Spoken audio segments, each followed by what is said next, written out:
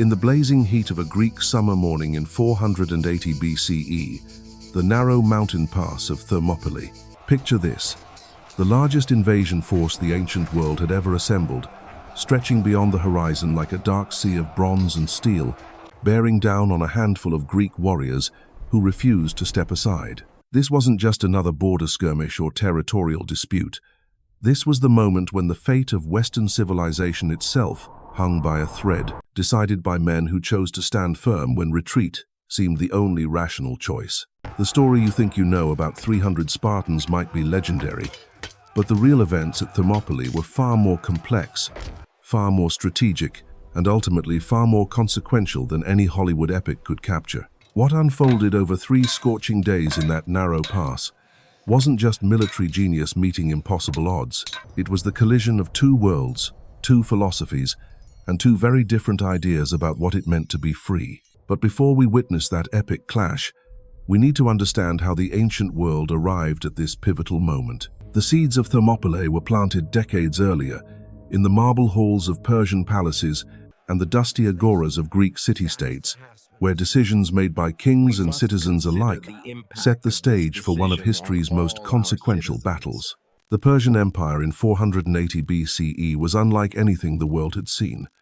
Stretching from the banks of the Indus River to the shores of the Aegean Sea, from the scorching deserts of Egypt to the mountain ranges of Central Asia, it was a colossus that dwarfed every other power on earth. Under the rule of Xerxes I, this empire controlled the lives of millions, commanded resources beyond imagination, and possessed military might that seemed unstoppable. The Persian king didn't merely rule territories, he commanded civilizations, each with their own gods, languages, and traditions, all bound together under the authority of the great king. To understand Xerxes' burning desire to conquer Greece, we must journey back 10 years earlier to a humiliating defeat that haunted the Persian royal house. In 490 BCE, his father Darius the Great had dispatched an expedition across the Aegean to punish 2 insignificant Greek cities, Athens and Eretria, for daring to support a rebellion in the Persian-controlled territories of Asia Minor.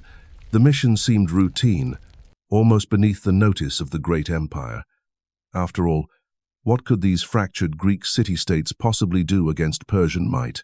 The answer came thundering across the plains of Marathon, where a smaller Athenian force achieved the impossible, crushing the Persian expedition and sending its survivors limping back across the sea. For Persia, this wasn't just a military setback. It was a wound to imperial pride that festered for a decade. Darius swore vengeance, but death claimed him before he could march. That oath of retribution passed to his son Xerxes, a king whose ambition matched his empire's vast scope. Xerxes would not repeat his father's mistake of sending a mere expedition. He would come himself, at the head of an army so massive that ancient chroniclers claimed it drank rivers dry on its march. This would be no punitive raid but total conquest, the final act in Persia's westward expansion that would bring all of Europe under the shadow of the Persian throne. Meanwhile, across the Aegean, Greece presented a picture of chaotic disunity that should have made Persian conquest inevitable. Over 1,000 independent city-states dotted the Greek mainland and islands, each fiercely protective of its autonomy, each with its own government, army, and often conflicting ambitions. Athens and Sparta, the 2 most powerful, were as different as fire and ice. Athens thrummed with the energy of democracy, its agora filled with merchants, philosophers, and citizens debating everything from trade policy to the nature of justice. It was a naval power, its strength measured in swift triremes and the skill of free citizens who chose to serve. Sparta, by contrast, was a society built entirely around war. Here, boys were taken from their families at age 7 and molded into professional soldiers through a brutal training system called the agoge. Every aspect of Spartan life revolved around military excellence, discipline, and the unwavering belief that death in battle for one's homeland was the highest honor a man could achieve. Where Athens celebrated individual achievement and democratic ideals, Sparta worshipped collective strength and unquestioning obedience to the state. For centuries, these Greek city-states had spent as much time fighting each other as they had trading or forming alliances. Unity seemed impossible, a dream as distant as the Persian heartland. But the shadow of Xerxes' approaching army accomplished what decades of diplomacy could not. In 481 BCE, representatives from dozens of city-states gathered at the Isthmus of Corinth for an unprecedented meeting. There, setting aside ancient rivalries and mutual suspicions, they formed the Hellenic League, a defensive pact against the Persian threat. The strategy they devised was brilliant in its simplicity. Greece's mountainous terrain and narrow coastal passes could neutralize Persia's overwhelming numerical advantage. Instead of meeting the invaders in open battle where numbers would decide the outcome, the Greeks would use geography as their ally. They would force the Persians to fight on ground that favored defenders, where a smaller force could hold off a much larger army. The chosen battleground was Thermopylae, the Hot Gates, a narrow pass between towering mountains and the sea.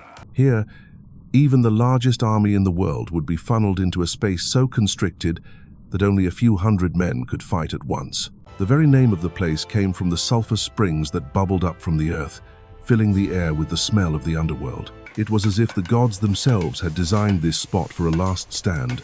Back in the Persian heartland, preparations for invasion reached a scale that defied comprehension. Herodotus, the father of history, claimed that Xerxes assembled over 1 million fighting men, though modern historians estimate the real number closer to 200,000, still vast by ancient standards. This army was the empire itself in motion. Persian immortals marched alongside Assyrian archers, Babylonian spearmen beside Indian cavalry, Egyptian marines next to warriors from the steppes of Central Asia. It was not just an invasion force, but a demonstration of imperial might, designed to break the will of any who dared resist. To transport this massive host across the Hellespont, the narrow strait separating Asia from Europe, Persian engineers constructed 2 colossal pontoon bridges. Hundreds of ships were lashed together with cables and covered with planks and earth, creating a roadway across the water. When storms destroyed the first attempt, Xerxes, in a display of royal fury that became legendary, ordered the sea itself whipped for its disobedience before commanding his engineers to try again. The second bridges held, and for days the Persian army poured across into Europe like a human tide. Dust clouds rose to the heavens as countless feet trampled the roads of Thrace and Macedonia. Cities that resisted were razed to the ground, their populations enslaved or slaughtered. Those that submitted were spared, but forced to provide supplies and reinforcements for the advancing host. As this avalanche of men and steel rolled south toward Greece, panic spread ahead of it like wildfire. Many Greek city-states north of Thessaly took one look at the approaching army and immediately offered submission. Who could blame them? The sight of Xerxes' host must have seemed like witnessing a force of nature, unstoppable and overwhelming as an earthquake or tsunami. Yet in the southern reaches of Greece, a very different response was taking shape. The Hellenic League had made their choice, and there would be no submission, no negotiation, no bending the knee to Persian might. The Greeks would fight, even if it meant facing annihilation. The decision fell to Sparta to lead the land defense, while Athens would command the allied fleet. It was a partnership born of necessity, 2 rival powers setting aside their differences to face an existential threat. King Leonidas of Sparta faced an impossible situation. The full Spartan army could not march immediately due to the Carneia, a sacred religious festival that forbade warfare until its completion. But the Persian advance would not wait for Spartan religious observances. Every day of delay meant more Greek cities falling under Persian control, more resources flowing to Xerxes, and less time to organize an effective defense. The situation demanded immediate action, but Spartan law demanded patience. Leonidas chose a middle path that would define his legacy. He would take his personal bodyguard, 300 of Sparta's elite warriors, chosen not just for their skill, but for a crucial qualification that revealed the grim reality of their mission. Each man had living sons to carry on their bloodline. This was not the selection criteria for a campaign they expected to survive. These were men chosen to die, selected for a suicide mission disguised as a military deployment. The 300 Spartans would not stand alone, though their presence would dominate the story for millennia to come. 700 Thespians volunteered to join them, knowing full well the likely outcome. 400 Thebans were compelled to participate, their loyalty questionable but their bodies needed for the line. Contingents from Phocis, Locris, and other allied cities swelled the total Greek force to approximately 7,000 men. It was still a pitifully small number compared to the Persian host, but in the narrow confines of Thermopylae, numbers would matter less than discipline, training, and sheer determination. As the Greek force marched north through the rugged countryside, villages emptied to watch them pass. Word spread like wildfire through the towns and farms. The Spartans are marching to the hot gates. The king himself leads them. Children climbed walls and rooftops to catch a glimpse of the legendary warriors, their bronze armor gleaming in the Mediterranean sun, their red cloaks flowing behind them like rivers of blood. The march itself was a statement of defiance that echoed across Greece. If Sparta was willing to send her king to the front lines with only his personal guard, then the cause was worth the ultimate sacrifice. Villages that had wavered in their allegiance suddenly found their courage. Men grabbed spears and shields to join the column.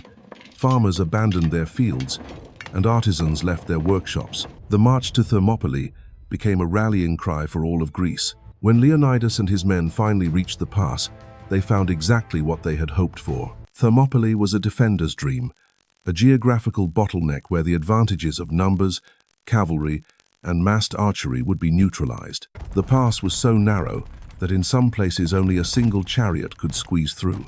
On one side, steep mountains rose like a wall to the heavens.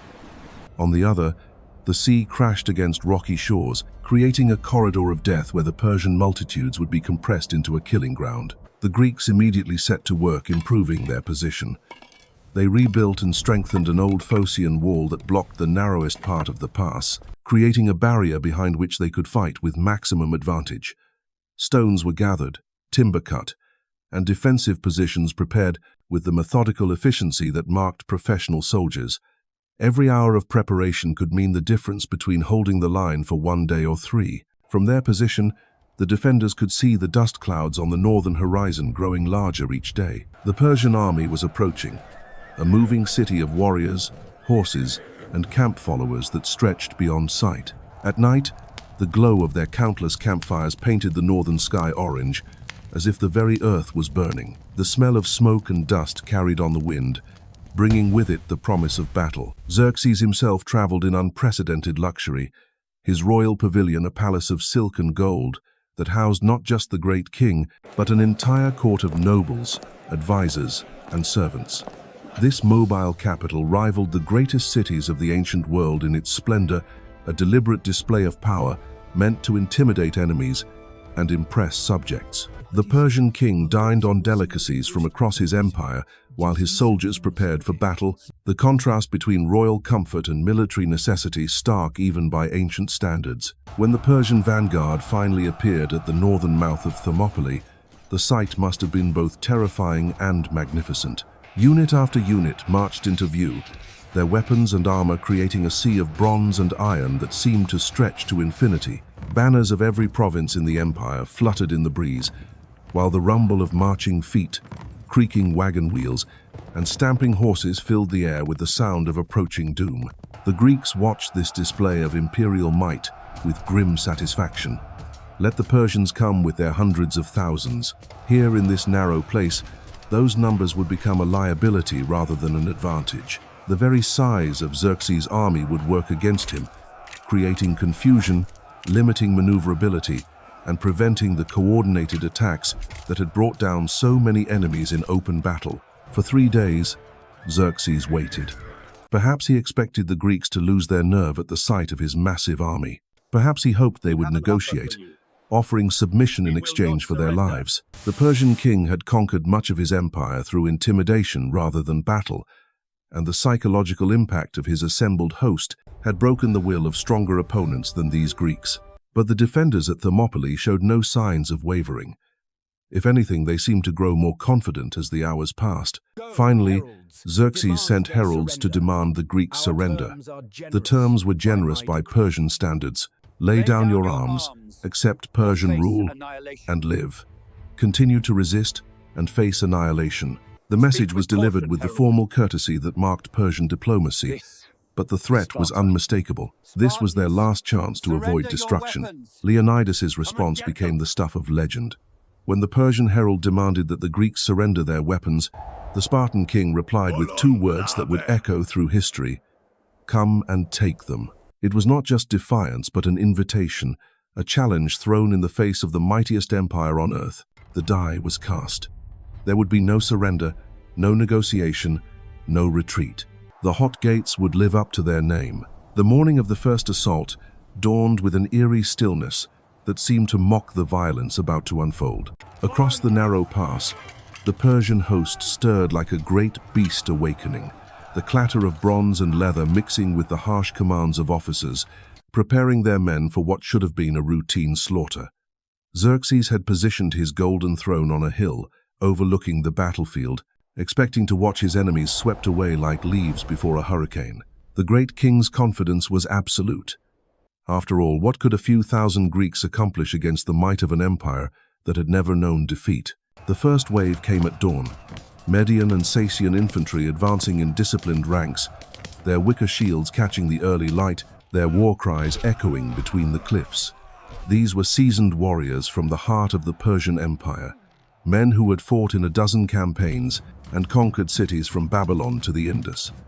They moved forward with the steady confidence of soldiers who had never tasted defeat, expecting to crush the Greek line in a matter of minutes. But the moment they entered the killing ground of Thermopylae, everything changed. The narrow pass transformed Xerxes' advantage into a catastrophic weakness. Where thousands should have been able to advance, only a few dozen could fight at once. The Persian formations, designed for open battle, crumbled against the Greek phalanx like waves against a seawall. The Greek hoplites stood shoulder to shoulder behind their bronze shields, each overlapping the next to create an impenetrable wall of metal. From behind this barrier, 18-foot spears thrust forward in perfect unison, creating a forest of death that no enemy could penetrate. The Persians, armed with shorter weapons and lighter armor, found themselves at a fatal disadvantage. Their wicker shields splintered under the impact of Greek spear points. Their shorter spears couldn't reach the defenders, and their light armor offered little protection against the disciplined thrust of the phalanx. For hours the battle raged, wave after wave of Persian infantry hurling themselves against the Greek line, only to be cut down or driven back. The narrow ground became slick with blood, bodies piling up so high that the living had to clamber over the dead to reach their enemies. The Greeks rotated fresh men to the front in shifts, a tactical innovation that kept their line strong, while the Persians exhausted themselves in futile attacks. By midday, Xerxes' frustration had turned to rage. This should have been over in an hour, yet his elite troops were being butchered by a handful of Greeks in a glorified ditch. The great king ordered forward his most feared warriors, the immortals, 10,000 strong, and the pride of the Persian army. Surely these legendary soldiers, who had never failed in battle, would break the stubborn Greek resistance. The 3 days at Thermopylae proved that courage and strategy could indeed halt the unstoppable. Though Leonidas and his men fell, their sacrifice bought Greece the precious time it needed to regroup and ultimately triumph. At Salamis and Plataea, the hot gates became more than a battlefield. They became a symbol that echoes through history, reminding us that sometimes standing firm against impossible odds is the only choice that truly matters.